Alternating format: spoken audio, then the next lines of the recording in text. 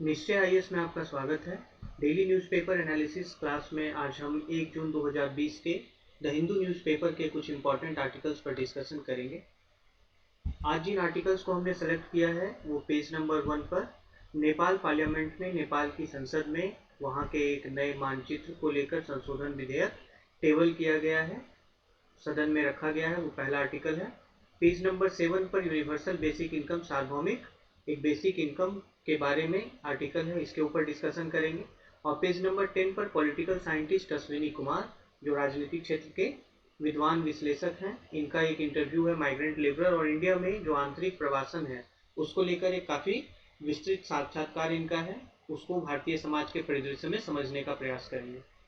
आइए शुरुआत करते हैं पेज नंबर 1 के इस आर्टिकल से, जिसमें कि नेपाल के नए मानचित्र को लेकर एक अमेंडमेंट, एक संशोधन बिल जो है नेपाल की संसद में पेश किया गया है।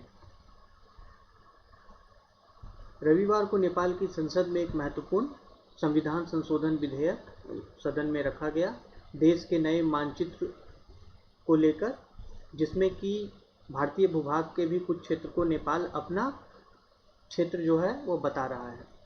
कॉन्स्टिट्यूशनल सेकेंड अमेंडमेंट बिल, संविधान द्वितीय संशोधन विधेयक, यह संविधान के नेपाल के संविधान के शेड्यूल 3 यानी तीसरी अनुसूची में बदलाव लाएगा और जो वर्तमान का नेपाल का मानचित्र है उसे रिप्लेस कर अभी 20 मई को नेपाल के द्वारा जो नया मानचित्र जारी किया गया था, तो वर्तमान मानचित्र को रिप्लेस कर 20 मई वाले मानचित्र को आधिकारिक रूप से नेपाल का मानचित्र मान लिया जाएगा। तो हम जैसा जानते हैं, पहले भी हमने क्लास में चर्चा की थी कि 20 मई को नेपाल ने अपना नया राजनीतिक मानचित्र जारी किया था, जिसके ऊपर की भारत की ओर से आपत्ति दर्ज की गई थी। नेपाल ने उसमें भारत के उत्तराखंड राज्य के पिथौरागढ़ जिले के कुछ हिस्सों को, जैसे कि लिम्पियाधुरा, लिपुलेख और कालापानी, इन क्षेत्रों को नेपाल ने अपना हिस्सा माना। इस नए मानचित्र में यह भारत की आशंका थी, भारत की यह समस्या थी कि जो सामरिक रूप से महत्वपूर्ण भूभाग है लिम्पियाधुरा का, लिपुलेख और कालापानी का, इसको नेपाल अपना टेरिटरी के रूप में दावा कर रहा है। अभी जैसे हमने बात की कि उत्तराखंड राज्य के पिथौरागढ़ जिले का यह हिस्सा वर्तमान में भारतीय नियंत्रण में है, परंतु नेपाल ने भारतीय स्थिति को चुनौती दी है और अपने समर्थन में ऐतिहासिक दस्तावेज और द्विपक्षीय जो समझौते हुए हैं उसका हवाला दिया है। परंतु अगर हम देखें तो नेपाल की ही राजनीति में आपसी बहुत ही गहरे मतभेद हैं विभिन्न राजनीतिक दलों में इस मुद्दे को लेकर, और जो मैदानी क्षेत्र के या मधेसी क्षेत्र जिसको कहते हैं, तो मधेश क्षेत्र के जो राजनीतिक दल हैं तो वह नए मानचित्र को लेकर उतना ज़्यादा उत्साहित नहीं दिख रहे। यह जो नया मानचित्र है नेपाल के द्वारा भारतीय भूभाग के ऊपर अपना दावा जताने का जो यह स्टेप है, यह नेपाल में ज़्यादातर लोगों के बीच में एक इमोटिव इशू के बीच में या एक इमोशनल इशू के मुद्दे के रूप में उभरा है। अगर हम मधेसियों की बात करें तो ऐतिहासिक रूप से वह वहाँ पर मार्जिनलाइज्ड हैं, यानी कि समाज के हाशिए पर हैं। और 2015 में जब नेपाल के संविधान में बदलाव को लेकर, जब नेपाल में नया संविधान बनाने को लेकर प्रयास चल रहे थे, तो उस समय मधेसी लोगों के द्वारा काफ़ी वहाँ पर प्रदर्शन भी किया गया। वह संविधान में संशोधन में अपनी मांगों को शामिल होने की मांग कर रहे थे। भारत के अगर डिप्लोमेटिक कमेंटेटर्स की बात करें, यानी राजनीतिक टिप्पणीकारों की अगर हम बात करें, तो नेपाल के द्वारा नेपाल के अपने संविधान में यह द्वितीय संशोधन लाना भारत के लिए एक प्रकार से सेटबैक है, या द्विपक्षीय संबंधों के लिए एक प्रकार से सेटबैक है, क्योंकि इससे क्या होगा कि एक प्रकार से नेपाल का जो भारत के साथ सीमा विवाद है यह एक प्रकार से फॉर्मलाइज हो जाएगा, यानी औपचारिक रूप से यह दोनों देशों के बीच में एक विवाद के मुद्दे के रूप में स्थापित हो जाएगा। अब ऐसे देख लें कि अगर नेपाल के द्वारा संविधान संशोधन को पास कर नए मानचित्र को स्वीकार कर लिया जाता है, तो वैसी स्थिति में आगे भारत और नेपाल सीमा विवाद के निपटारा को लेकर यह एक वहाँ पर संवैधानिक चुनौती के रूप में अब दोनों देशों के बीच में सामने आएगा। क्योंकि अगर नेपाल की कोई भी सरकार, वर्तमान या आगामी सरकार, भारत के साथ सीमा विवाद को सुलझाती है और उसमें अगर, जैसा नेपाल अभी वर्तमान में संशोधन के माध्यम से मानचित्र में परिवर्तन कर रहा है, इसमें कोई आगे अगर बदलाव की बात समझौते के माध्यम से होती है तो नेपाल के संसद से सर्वसम्मति बनाकर उस नए मानचित्र को पारित करवाना कठिन हो जाएगा संविधान संशोधन विधेयक के पास होने के बाद। तो एक प्रकार से देखें तो यह भारत नेपाल द्विपक्षीय संबंध में फर्दर एक आगे चुनौती के रूप में नेपाल का यह कदम है। यह मुख्यतः आपके सामान्य अध्ययन मुख्य परीक्षा पेपर 2 से संबंधित है। दोनों देशों के बीच में द्विपक्षीय संबंध भारत और नेपाल के बीच में जो कि परंपरागत रूप से काफ़ी ज़्यादा क्लोज कल्चरल, सांस्कृतिक और ऐतिहासिक संबंध रहे हैं। तो वैसी स्थिति में अभी हाल के समय में दोनों देशों के बीच संबंधों में काफ़ी दबाव और तनाव देखा गया है, खासकर सीमा विवाद को लेकर। और अगर हम देखें जो लिम्पियाधुरा का क्षेत्र है, लिपुलेख या काला पानी का, जैसा अभी हमने बात किया कि यह सामरिक रूप से और राजनीतिक रूप से काफ़ी ज़्यादा यह महत्वपूर्ण क्षेत्र है। अगर मैप में इसके बारे में बात करें तो काली नदी के पश्चिम का जो इलाका है, हमने ट्रीटी ऑफ सुगौली 1816 की भी बात पहले की कक्षाओं में की थी। तो काली नदी के जो पश्चिम का यह इलाका है, ट्रीटी ऑफ सुगौली में अंग्रेजों के द्वारा यह क्षेत्र जो है खुद के स्वामित्व में ब्रिटिश इंडिया का हिस्सा माना गया था। और काली नदी का जो पूरब का हिस्सा है यानी कि ईस्ट का हिस्सा है, उसे नेपाल का भाग माना गया था। तो यह आपको डिस्प्यूटेड क्षेत्र है जो कि लिम्पियाधुरा और काला पानी और लिपू लेक का हिस्सा है। लिपू लेक एक पर्वतीय दर्रा है जो कि भारत, नेपाल और चीन के एक ट्रांजैक्शन के रूप में आप इसे समझ सकते हैं। तो लिपू लेक पास जो है मुख्यतः, क्षमा करें, यह भारत और नेपाल के सीमा पर स्थित है क्योंकि लिपू लेक भारत के पिथौरागढ़ जिले का हिस्सा है जिसके ऊपर नेपाल अपना दावा करता है। तो एक प्रकार से यह भारत के तिब्बत में जो है एक मार्ग का यह रास्ता है। अभी वर्तमान में भारत सरकार के रक्षा मंत्री के द्वारा धारचूला से लेकर, आप यहाँ पर देख सकते हैं मैप पर, धारचूला से लेकर लिपू लेक जो है एक वाहन योग्य सड़क अभी बनाया गया था। और इस मार्ग से कैलाश मानसरोवर की यात्रा के लिए जो है भारत से तीर्थयात्री जाते रहे हैं ऐतिहासिक काल से भी। तो भारत के लिए यह सामरिक रूप से भी महत्वपूर्ण है लिपू लेक पास, क्योंकि यह भारत के तिब्बत में एक्सेस को आसान बनाता है, भारत से तिब्बत के पहुंच को आसान बनाता है। तो इसलिए यह सामरिक रूप से भारत के लिए महत्वपूर्ण है। तो यह मुख्यतः आपके भारत और नेपाल द्विपक्षीय संबंध के रूप में यह आर्टिकल आपके लिए इम्पॉर्टेंट है। आगे बढ़ते हैं पेज नंबर 7 पर। यूनिवर्सल बेसिक इनकम के ऊपर यह आर्टिकल है कि अभी के टाइम पर और ज़्यादा ज़रूरी है कि बिना शर्त नियमित रूप से लोगों के खाते में एक बेसिक इनकम जो है, एक न्यूनतम आय हस्तांतरित किया जाए। यह अभी के समय की स्थिति है और जब तक अर्थव्यवस्था अपने सामान्य स्वरूप में नहीं पहुंच जाती तब तक ये आय का हस्तांतरण सरकार के द्वारा किया जाना चाहिए। आर्टिकल में बताया गया है कि अभी के टाइम पे बिना किसी शर्त के नियमित रूप से नगद हस्तांतरण जब तक कि अर्थव्यवस्था सामान्य न हो जाए, यह अभी समय की आवश्यकता है।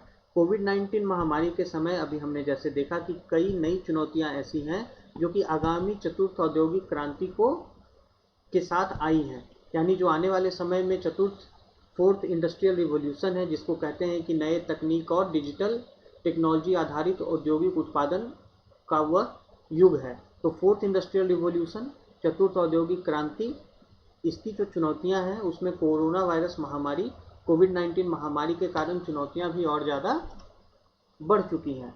अगर हम आज के डेट में बात करें तो डिसरप्टिव टेक्नोलॉजी यानी कि व्यवधानकारी तकनीक जैसे कि आर्टिफिशियल इंटेलिजेंस, इन सब के कारण जो है उद्योग क्षेत्र में प्रोडक्टिविटी गेन यानी उत्पादकता लाभ काफ़ी ज़्यादा बढ़ गया है, जैसा हमने कभी शायद ही पहले देखा हो। कहने का तात्पर्य यह है कि डिसरप्टिव टेक्नोलॉजी जो कि आपको कन्वेंशनल मैन्युफैक्चरिंग टेक्नोलॉजी में एकाएक प्रवेश कर पूरे टेक्नोलॉजी स्पेस को, उसके पूरे चेहरे को बदल कर रख देती है। डिसरप्टिव टेक्नोलॉजी का तात्पर्य होता है जो कि पूर्ण रूप से वर्तमान में इस्तेमाल में लाए जा रहे तकनीकों के स्वरूप को बदल दे।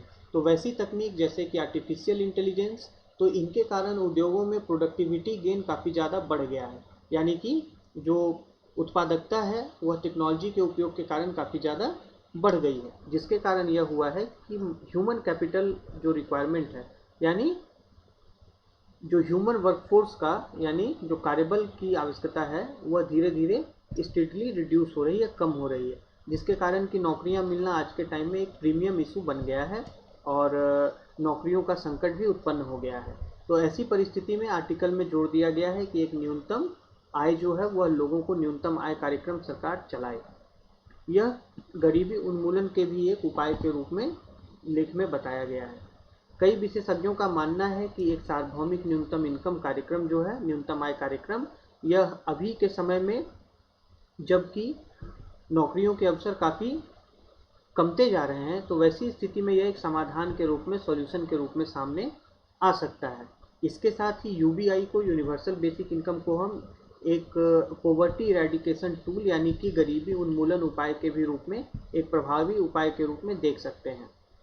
यूबीआई का क्या अर्थ है? अगर हम इसके ट्रू सेंस में बात करें तो यह एक ऐसा प्रावधान होगा जिसके माध्यम से कि बिना किसी शर्त के एक नियत राशि देश के प्रत्येक नागरिक के खाते में जमा की जाएगी, देश के प्रत्येक नागरिक के खाते में हस्तांतरित की जाएगी। यह अनकंडीशनल होगा, यह ध्यान रखें, बिना किसी शर्त के होगा और फिक्स्ड अमाउंट होगा, यानी एक तय निर्धारित राशि बिना किसी शर्त के देश के नागरिकों के खाते में दी जाएगी।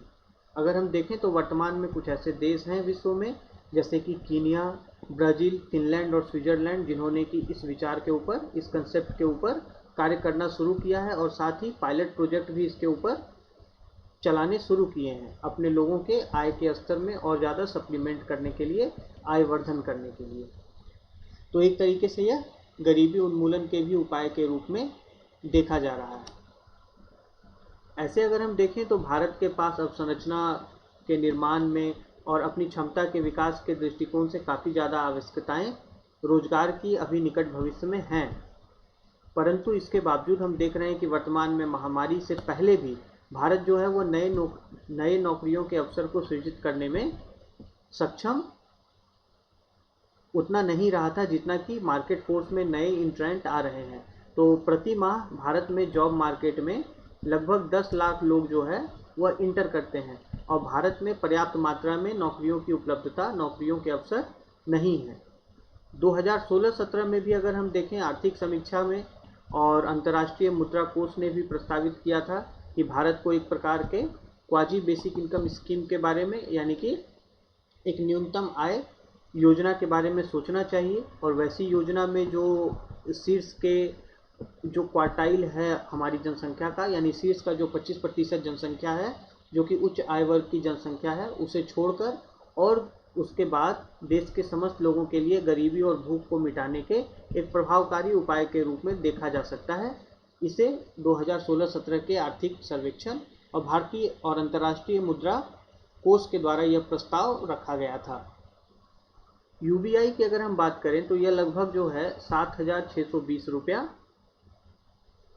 इसका फिजिकल कॉस्ट तय किया गया था और यह 75% यूनिवर्सलिटी की बात है। जैसा हमने अभी बात किया कि 25% जो उच्च आय वर्ग के लोग हैं उनको छोड़कर जो 75% जनसंख्या का होगा उनको एक न्यूनतम आय हस्तांतरित सरकार के द्वारा किया जाएगा।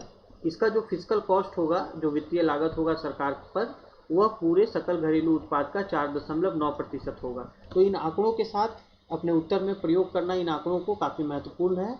उससे आंसर में एक जो है आपको फैक्ट का, ऑब्जेक्टिविटी का बल मिलता है और आंकड़ों के प्रयोग से आपका उत्तर जो है ज़्यादा वस्तुनिष्ठ बनता है। तो एक प्रकार से देखें कि 4.9% सकल घरेलू उत्पाद देश के जीडीपी का, यह जो है सरकार के ऊपर इसका वित्तीय लागत आएगी। और इस आधार पर जो आर्थिक सर्वेक्षण के द्वारा सुझाव जो दिया गया था यूबीआई का, तो उससे लगभग आप देखें कि भारत में परिवारों के आय में वृद्धि लगभग 40,000 रुपया प्रतिवर्ष हो सकती है, क्योंकि यह जो 7,620 रुपया है यह प्रति व्यक्ति प्रतिवर्ष यूबीआई का सुझाव, न्यूनतम आय का सुझाव आर्थिक सर्वेक्षण के द्वारा दिया गया था। और हम जानते हैं जैसा कि भारत में जो औसत परिवार का आकार है वह लगभग 5 सदस्यों का है, तो इस हिसाब से लगभग 40,000 प्रतिवर्ष किसी भी एक परिवार का, जो लक्षित परिवार है, उसके आय में 40,000 प्रतिवर्ष की वृद्धि होगी।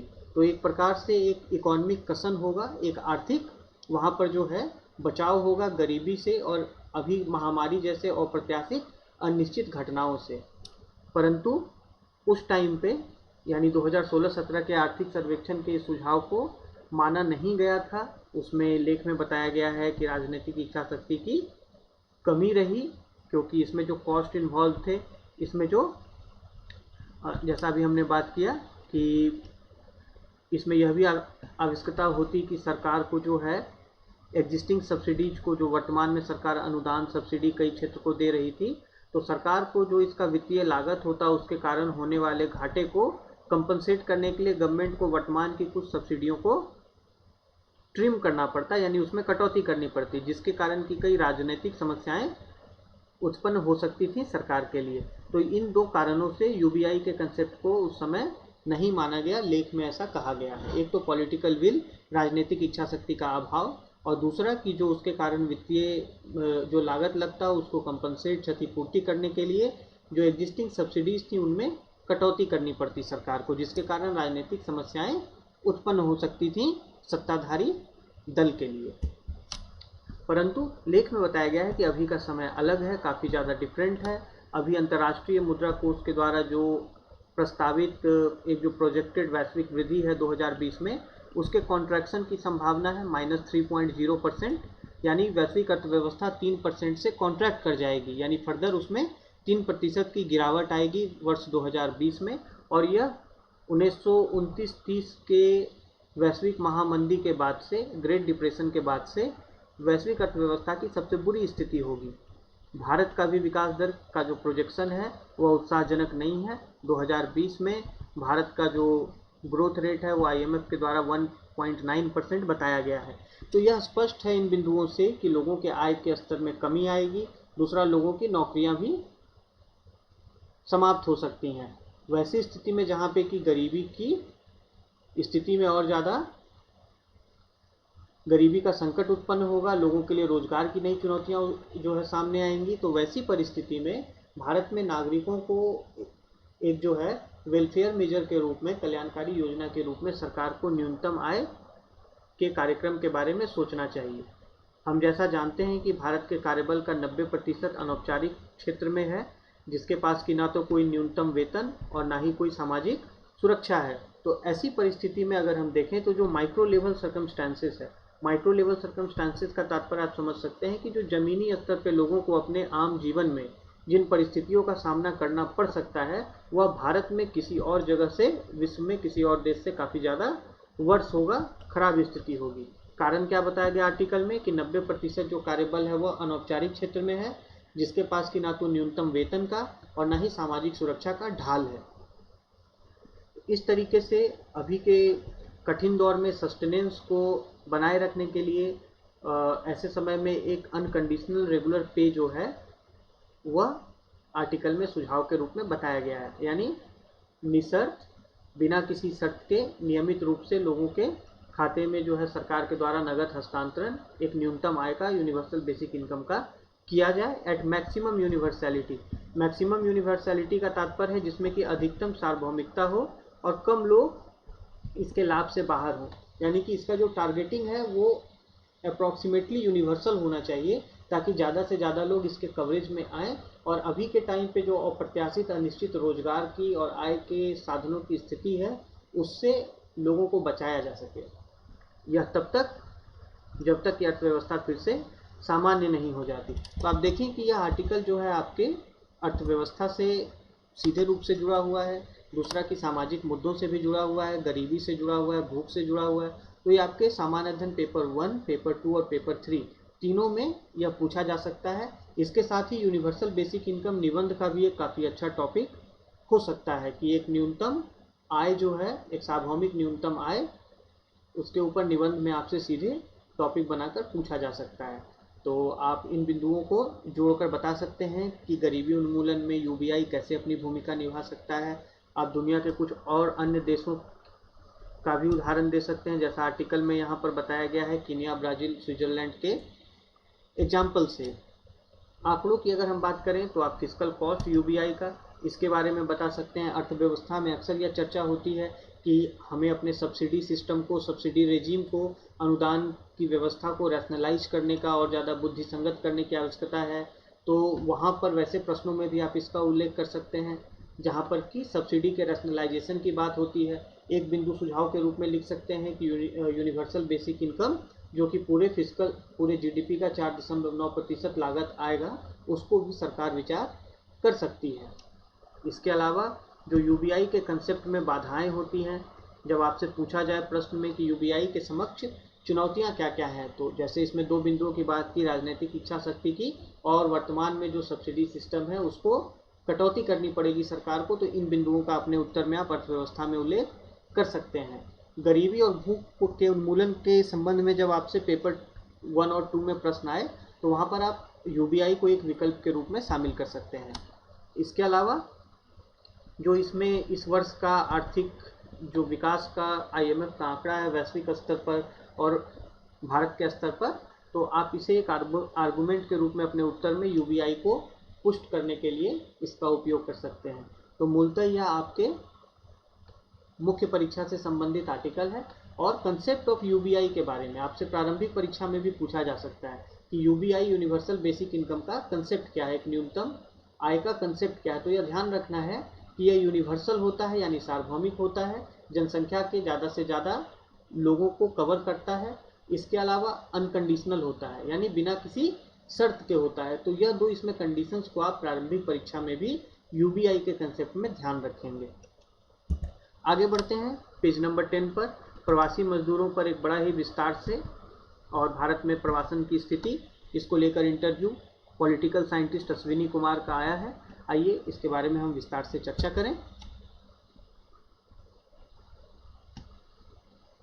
अश्विनी कुमार जी के अनुसार भारत में जो प्रवासी मजदूरों की स्थिति है वो मोस्ट डिसइनफ्रेंचाइज्ड है और यह इनविजिबल सिटीजन्स हैं यानी अदृश्य नागरिक हैं, और इसके साथ ही यह डिसइनफ्रेंचाइज्ड हैं यानी कि इन्हें वोट भी देने का अधिकार नहीं होता, राजनीतिक व्यवस्था में भी इनका दखल इसलिए कम होता है। इंटरव्यू की शुरुआत में इन्होंने कहा है कि जो प्रवासी मजदूरों में बहुत ऐसे लोग हैं जिनके लिए कि माइग्रेशन यानी कि एक जगह से दूसरी जगह माइग्रेट करके जाना या तो वह आजीविका की एक रणनीति है या फिर एक सर्वाइवल रिस्क रिडक्शन स्ट्रेटजी है। सर्वाइवल रिस्क रिडक्शन स्ट्रेटजी का तात्पर्य होता है कि जो गाँव में या अपने शहरों में उनको जो सर्वाइवल संबंधी जोखिम होता है, चाहे वो जाति को लेकर हो, चाहे वो निम्न आय को लेकर हो, तो वैसे रिस्क को वो कम करने के लिए एक रणनीति के रूप में माइग्रेशन को, प्रवासन को अपनाते हैं। तो 2 कारण हैं, एक आजीविका के लिए, लाइवलीहुड स्ट्रैटेजी के लिए कि दूसरे जगह जाकर शहरों में धन कमाकर वापस अपने यहाँ आ जाएं, एक लाइवलीहुड स्ट्रैटेजी के रूप में, और दूसरा सर्वाइवल रिस्क रिडक्शन स्ट्रैटेजी के रूप में, जहाँ पर कि वो अपने सर्वाइवल के रिस्क को यानी उत्तरजीविता के जोखिमों को कम करते हैं। तो आप यहाँ पर से समझ सकते हैं कि आजीविका के एक्युमुलेशन के रूप में जब देखें तो यहाँ पर शॉर्ट टर्म माइग्रेशन की बात हो रही है यानी कि लघु अवधि प्रवासन की बात हो रही है। और सर्वाइवल रिस्क रिडक्शन स्ट्रेटजी की बात करें जहाँ पर कि वो अपने उत्तरजीविता को बढ़ाने के लिए और उत्तरजीविता संबंधी जो जोखिम है उसे कम करने की रणनीति के रूप में प्रवासन का उपयोग करते हैं। तो यह एक लॉन्ग टर्म माइग्रेशन स्ट्रेटजी है जहाँ पर कि जाके वो दूसरे जगह बस जाते हैं। प्रवासी मजदूरों की बात करें तो इनका शोषण काफ़ी अधिक होता है। दूसरा कि यह भारत के अदृश्य नागरिकों के रूप में या आपको कंटेम्प्रेरी इंडिया में ये होते हैं। और जैसा हमने बात किया कि यह डिसइनफ्रेंचाइज्ड है यानी कि वोटिंग देने का अधिकार नहीं होता और राजनीतिक व्यवस्था में भी यह उस रूप से शामिल नहीं होते, क्योंकि अगर दूसरी जगह जाएंगे तो वहाँ पर इन्हें वोट देने का अधिकार नहीं होता है। इसके साथ ही ना तो अपना घर और चुनावों में वोट नहीं दे पाने के कारण इंटरव्यू में इन्होंने कहा है कि इन्हें जो है 2ym दर्जे के नागरिकों के रूप में इनको ट्रीट किया जाता है। और ये जो डबल ट्रेजेडी है, ये जो दोहरी मार है प्रवासी जीवन की, तो कई बार ऐसा भी होता है कि जो क्षेत्रीय भावना का लाभ लेने वाले राजनेता हैं भारत के कई राज्यों में, इनके द्वारा इनका और फर्दर एक्सप्लॉयटेशन होता है।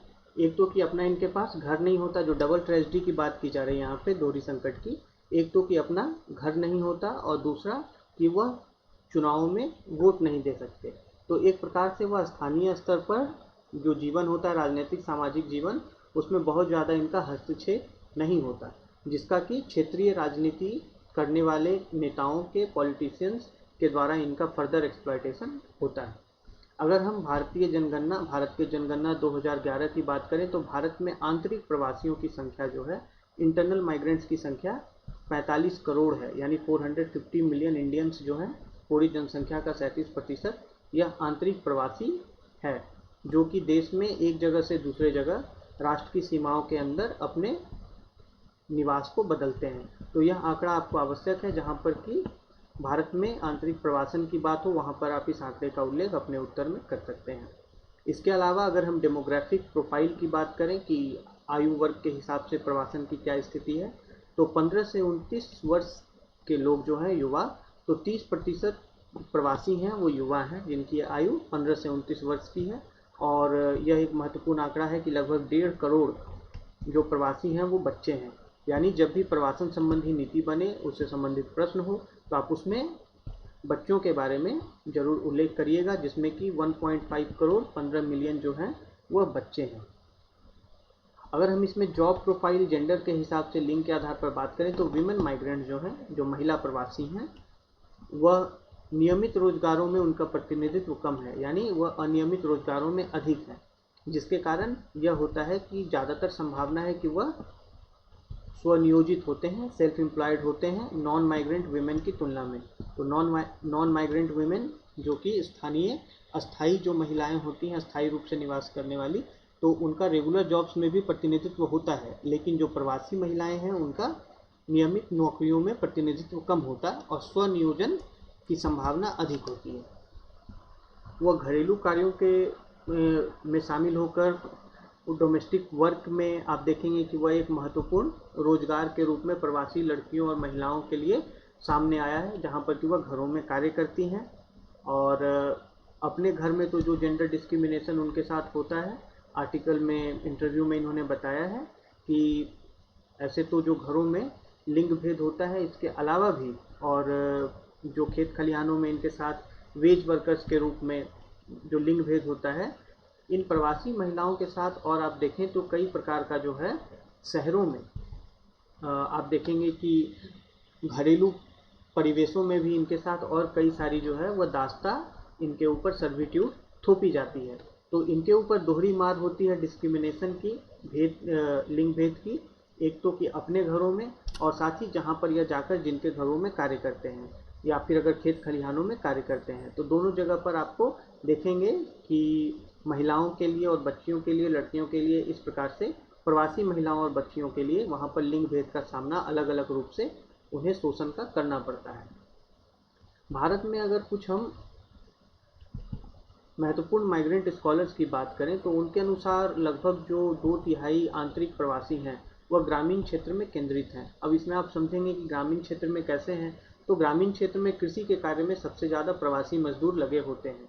तो आंतरिक प्रवासियों का जो कंसंट्रेशन है, 2/3 आंतरिक प्रवासी ग्रामीण क्षेत्र में है और जबकि 1/3 आंतरिक प्रवासी जो है वह शहरी क्षेत्र में केंद्रित हैं भारत में। तो यह एक महत्वपूर्ण आपको जो आंकड़ा है या भारत में माइग्रेशन का पैटर्न अर्बन और रूरल एरियाज में किस प्रकार का है आंतरिक प्रवासियों का, यह महत्वपूर्ण आपको आंकड़ा है। अगर आप इसमें देखें कि इंटर स्टेट और इंटर डिस्ट्रिक्ट जो स्ट्रीम ऑफ माइग्रेशन है, यानी कि राज्य के अंतर्राज्यीय और एक राज्य में एक जिले से दूसरे जिले, तो वैसे में पुरुषों का इसमें जो है डोमिनेशन होता है, यानी अंतर्राज्यीय और अंतर जिला जो माइग्रेशन का पैटर्न है इसमें मेल डोमिनेट करते हैं और एक जिले के अंदर यानी इंट्रा डिस्ट्रिक्ट जो प्रवासन है उसमें महिलाएं डोमिनेट करती हैं। तो ये आपको जो है एक प्रकार से पैटर्न या आपको माइग्रेशन का इंटर स्टेट और इंटर डिस्ट्रिक्ट है। फुटलूज वर्कर्स की अगर हम बात करें, जिसको कि माइग्रेशन स्टडीज में प्रवासन संबंधी अध्ययन में फुटलूज वर्कर्स कहा जाता है, जो कि एक जगह पर टिककर कार्य नहीं करते, तो इनकी संख्या देश में लगभग 10 करोड़ की है वैसे श्रमिकों और मजदूरों की, जो कि एक जगह से दूसरे जगह वह सेटल होने की नीयत से नहीं जाते, बस कार्य कर वापस अपने नेटिव विलेजेस में, अपने मूल गांवों में और शहरों में वापस लौट जाते हैं जब उनका कार्य पूरा हो जाता है। तो आप देखेंगे कि इसमें कैटेगरीज ऑफ वर्कर्स की भी बात की गई है। एक तो इंटरनल माइग्रेंट्स की संख्या बताई गई जो 450 मिलियन 45 करोड़ के आसपास है। दूसरा फुटलूज वर्कर्स की बात की गई जिनकी संख्या लगभग 100 मिलियन के आसपास है और यह जब कार्य पूरा हो जाता है तो वापस अपने मूल गांव या शहरों की ओर लौट जाते हैं, या फिर जब वर्किंग सीजन समाप्त हो जाता है।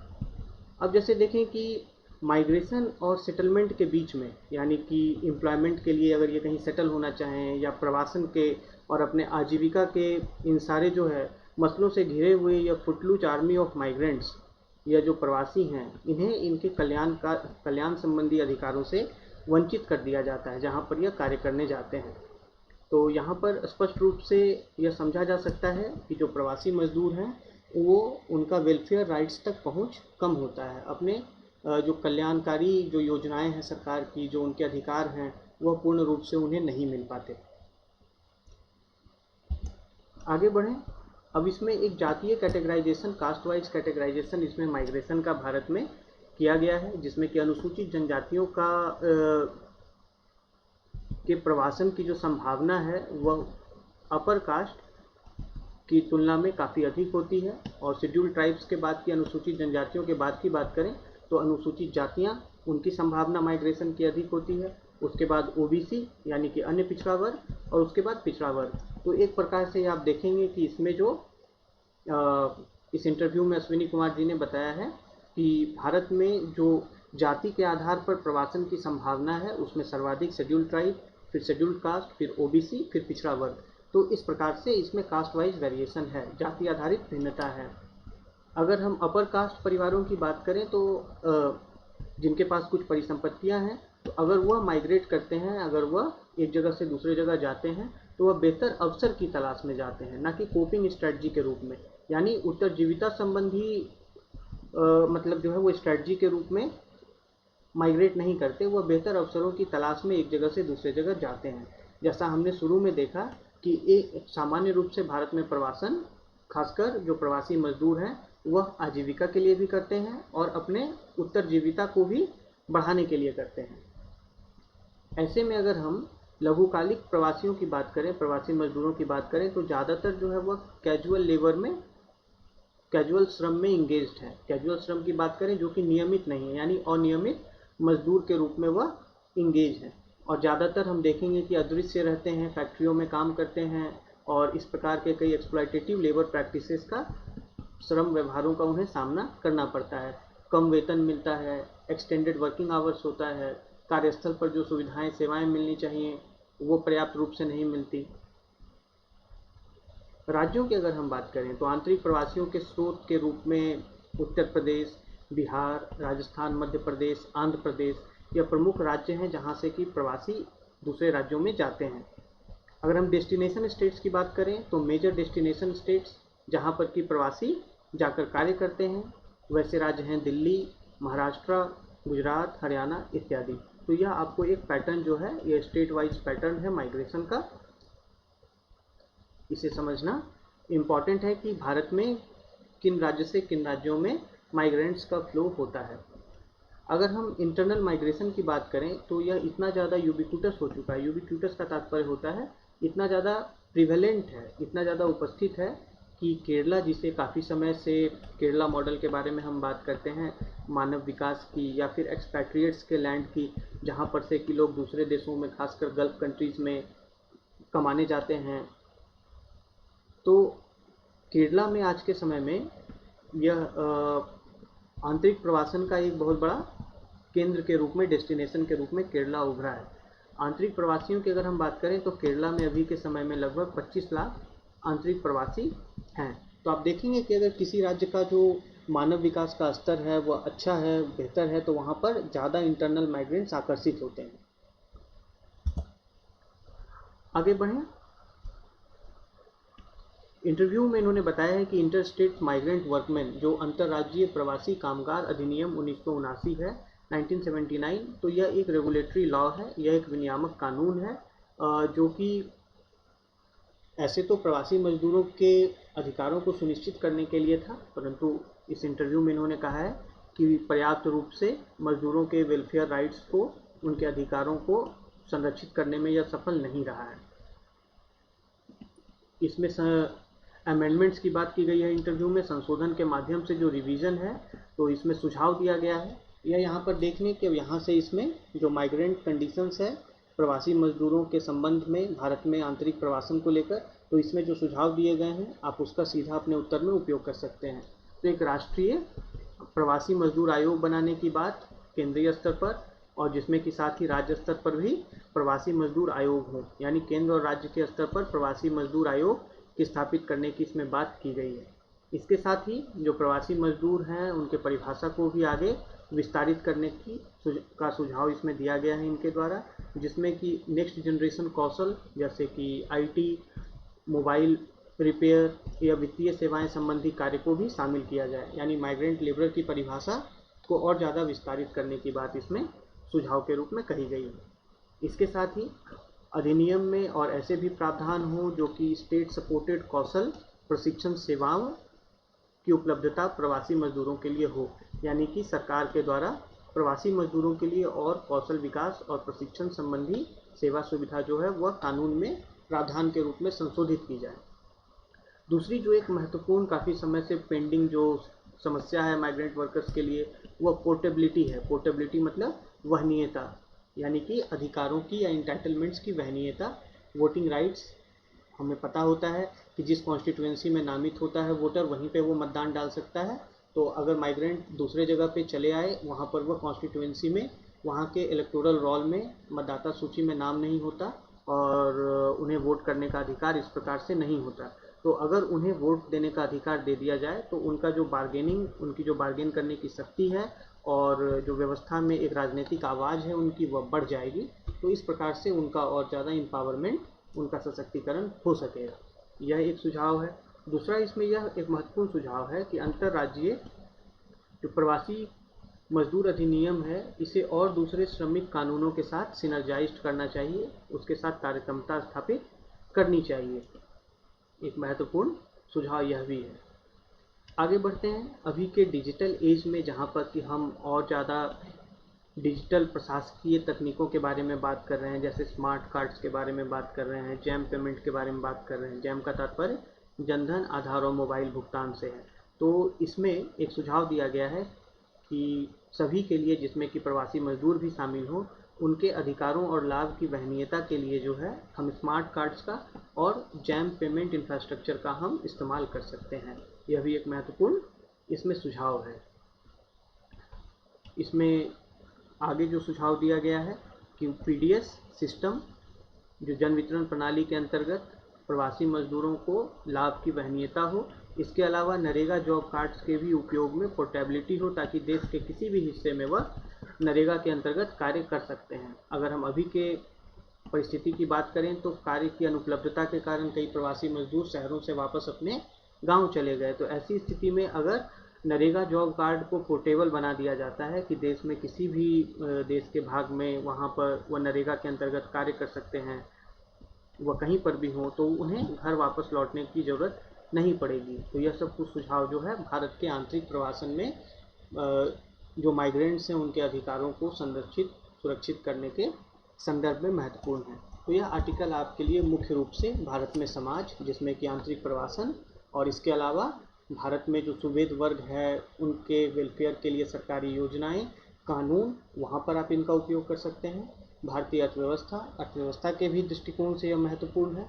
इसके अलावा जो ह्यूमैनिटेरियन क्राइसिस अभी मानवीय संकट उत्पन्न हुआ, खासकर महामारी के दौर में, तो ऐसे में सरकार की तरफ से जो संवेदनशीलता का प्रदर्शन, समाज के रूप में संवेदनशीलता का प्रदर्शन, समानुभूति का प्रदर्शन, तो सामान्य अध्ययन पेपर 4 में भी आप इसका उपयोग कर सकते हैं। संभावित है कि प्रवासन के ऊपर, भारत में आंतरिक प्रवासन के ऊपर निबंध में भी आपसे पूछा जा सकता है, तो वहाँ पर भी आप इन बिंदुओं को शामिल कर सकते हैं। तो मुख्य रूप से जिन आंकड़ों का इसमें उल्लेख किया गया है वो आंकड़े आपको भारत में इंटरनल माइग्रेशन, आंतरिक प्रवासन की स्थिति को चित्रित करते हैं। इसके अलावा इसमें एज प्रोफाइल, जैसा हमने बात किया कि युवा वर्ग कितना है, इसमें बच्चे कितने हैं, महिलाओं की क्या स्थिति है, इसके साथ ही खासकर जो आप देखेंगे कि जेंडर स्पेसिफिक इश्यूज है माइग्रेंट वर्कर्स के लिए, माइग्रेंट वीमेन एंड गर्ल्स के लिए, वहाँ पर आप इसको माइग्रेशन और जेंडर से जोड़कर इन बिंदुओं का उल्लेख कर सकते हैं। इसके साथ ही नेचर ऑफ वर्क, यानी कार्य की प्रकृति नियमित है कि अनियमित है, औपचारिक और अनौपचारिक अर्थव्यवस्था से जुड़ी है, वहाँ पर आप इन बिंदुओं का उल्लेख कर सकते हैं। इसके साथ ही इसमें जो आपको कास्ट प्रोफाइल दिया हुआ है, या भी जब आपको समाज के संदर्भ में प्रवासन और एक जातीय आयाम से जोड़कर आप इन बिंदुओं को शामिल कर सकते हैं। अंतर्राज्यीय जो वेरिएशन है, भिन्नता है, उस संदर्भ में आप इन बिंदुओं को शामिल कर सकते हैं। और उसके अलावा बहुत अच्छे तरीके से इसमें आपको सुझाव के रूप में जो 6-7 बिंदु दिए गए हैं, तो आप इसमें माइग्रेंट वर्कर्स के वेलफेयर के लिए क्या क्या कदम उठाए जाने चाहिए सरकार के द्वारा, वैसे प्रश्न में आप इनका उल्लेख कर सकते हैं। और ध्यान रहे कि माइग्रेंट वर्कर्स से संबंधित जो कानून है अंतर्राज्यीय